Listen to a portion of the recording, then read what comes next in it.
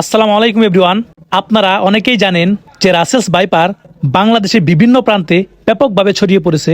তাই আজকের এই ভিডিওতে আপনাদেরকে জানাবো কোন 28টি জেলায় ব্যাপকভাবে রাসেলস ভাইপার ছড়িয়ে পড়েছে। যে 28টি জেলাতে রাসেলস ভাইপার ব্যাপকভাবে ছড়িয়ে পড়েছে, আমি এখন সে 28টি জেলার নাম বলবো।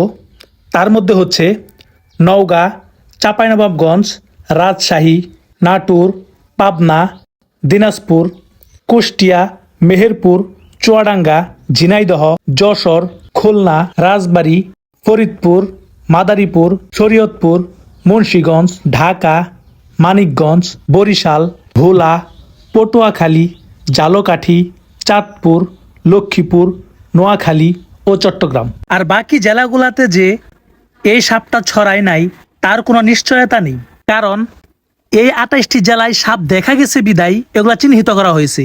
তবে সারা বাংলাদেশের মানুষই সাবধানে থাকবেন, কারণ ঢাকাতে যেহেতু সাপটা চলে এসে পড়েছে, আমার মনে হয় না যে বাংলাদেশে আর কোনো জেলায় যাওয়ার বাকি আছে। যাই হোক, আল্লাহ তাআলা আমাদের সবাইকে হেফাজত করুক, সবাই বলুন আমিন। সবাই দেখে শুনে চলাফেরা করবেন, ভালো থাকবেন, সুস্থ থাকবেন, এই কামনা করছি। আল্লাহ হাফেজ।